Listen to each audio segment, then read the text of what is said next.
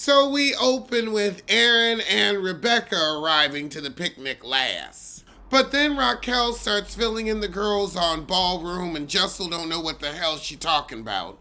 So we gonna play a game with rumors where we say a rumor we've heard about a person and let the person address it. She tricked Pavitt into marrying her, and that's true because her work visa was running out. Yeah, y'all don't seem like you in love. So we talk about the Scientology with Rebecca a bit, but it don't really go anywhere. She's like, it's counseling and courses and I'm an open book, but you ain't saying much. You really are like, go find out for yourself. I ain't paying to find shit out. I don't care that much. But now we get to the real deal where Raquel brings up the bullshit with Bryn, whether she knew or didn't know about the prank, and Aaron's like, no, I didn't. Yes, I did. Aaron's acting all confused. No, Heifer, we know your game. I didn't say exactly that. Close enough, Heifer. So Raquel asked Rebecca, were you cool with the Bryn bullshit? And she said, hell no. So Aaron's flat out denying that she had a conversation with Bryn about being in on the joke. Well, everyone listen to me. Will everybody shut up or should I leave? So now she's saying, well, if you were in on the prank, you would have known she wasn't pregnant at all versus her being pregnant by another guy. So we finally get Aaron to apologize because Bryn didn't want to be known as a leaky pigeon. But now Aaron's mad at Raquel for getting to the bottom of the bull. Oh, God. And Aaron's mad at Rebecca. Aaron, you are the liar. You fumbled it. That's why you're getting the brunt. So the next day, Aaron goes to lunch with Jenna. So Aaron is going to open up about her personal story with women's rights since they want to take everybody's rights away. And that's very commendable. And child, Jenna shared her story too. So we got Jenna doing a cooking lesson with her son before he goes to Stanford. Ooh, I love that kitchen. Oh my God. But I just heard from a chef that fancy ass stove that's so pretty cooks terribly, or rather bakes terribly. Uba goes to the fertility clinic, but we still ain't seen your man. Pass. After that, we got Jenna and Raquel meeting at an art gallery. Sai goes over Uba's and they talk about how Jenna's finally getting the treatment that they got from Aaron. Oh, you getting gaslit too, Heifer. Jenna and Raquel are out looking at art, and they're over Aaron's antics as well. However, Raquel wants to fix it because she's like, me and Aaron and our partners got off on the good foot, and it's hard to find couple friends. I get that. The second my friends end up in a couple, I drop them. Like, you got your person now.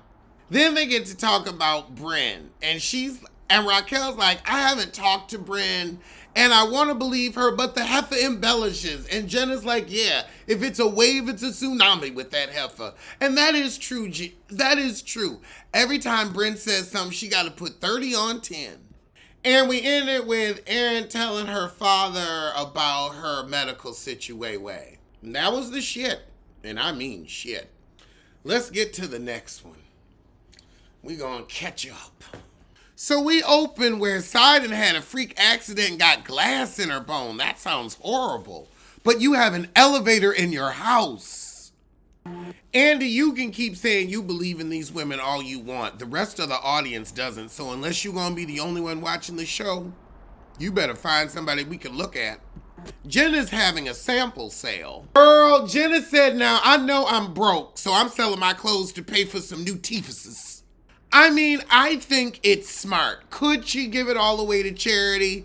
Yeah, but all that's going to happen is the people that get it for charity, they're going to sell it off high end anyway. So at least she's able to sell it to some girls that really want some nice pieces. I'm with the girl that talked her down $20 for them J. Crew glasses. Used J. Crew sunglasses are $10. I'm with you, honey. You right. And I know you used to work for J. Crew, but honey, used J. Crew is $10. Meanwhile, across town, Raquel's gonna meet with Ern. I want to marry into that. So Raquel says, look, I'm sorry I came across a little harsh at the picnic, but Bryn told me that she was in on it. So Aaron backpedals and pussy pops. She's like, well, I wasn't gonna double down on the creepy story, but I did say, well, she could be pregnant. It wasn't a very deep conversation, and you know Brent embellishes. Raquel said, well, yeah, I do know they have to embellish. But now Aaron pissed that Uber called her a gaslighter when just last minute, when 20 minutes ago you was calling when 20 minutes ago Bryn was the snake. So they get on the good foot, and then we talk about the engagement party because it's going to be a ballroom theme, and Aaron didn't get what ballroom is and thought that Raquel was going as Grace Kelly and not Grace Jones. I see what they're trying to do, but they're failing. Like, I like Raquel, I like all of them, but they're not good together as a cast. There's no cohee. Oh my God, Jenna showed up looking like, well, I don't want to say looking feminine because Jenna gives a feminine look, but she's definitely giving us titty tonight. Oh my God, she's Kim Zolciak. That is Kim Zolciak. Oh my God, all she needs is a cigarette and a red cup. Jessel's she's trying to give Madonna, but it's more like Madonna's aunt. Oh my God, Raquel is wearing one of the Yves Saint Laurent $15,000 red heart jackets that Bronwyn said there were only 3 of. And Aaron and Abe show up dressed as each other. Bryn finally shows up, and Jenna looked just like her, white sequin dress and all. Jenna's got skeezer down.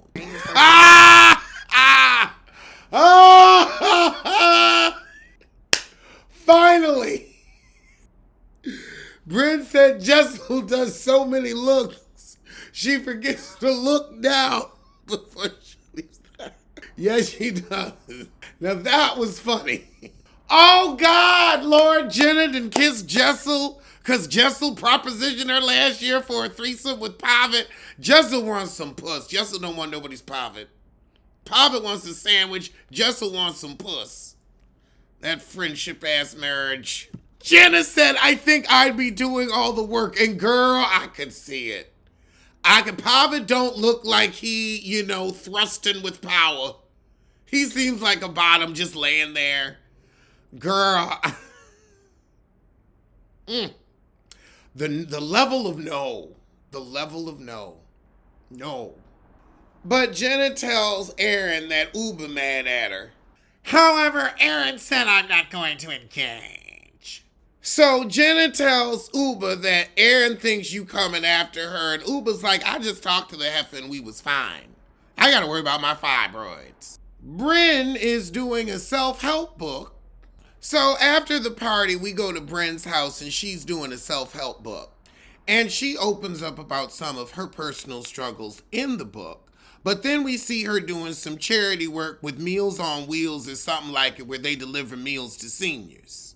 Aaron gonna come down and help her. Across town, Uber and Raquel are having drinks at Si's. So we plan a trip to Puerto Rico since that's where Raquel's mama is and she didn't want to come to the engagement party, so let's go to her. And Si's like, well shoot, I got family in Puerto Rico, let's roll. So now that Raquel's on the good foot with Aaron, she's like, I didn't really see what she had to gain from the prank. However, Uber's hot on Aaron's ass. However, Bryn says Uber thinks Aaron is spoiled. So Uber texted Aaron after the party and told her she was pissed that she's coming for her, about her behavior and that she found it pathetic. So now Bryn and Aaron is teaming up because they like, Uber's coming after me, Sai could be coming after you, although Sai ain't done nothing to nobody recently. However, Uber don't want to talk to Aaron and get on the good foot. She said it's not worth it because it ain't gonna go nowhere. And that's true, the heifer ain't gonna change. Uber feels like Aaron's trying to discredit her. But I guess they'll figure it out in Puerto Rico. Well, I'ma see you soon for Beverly Hills.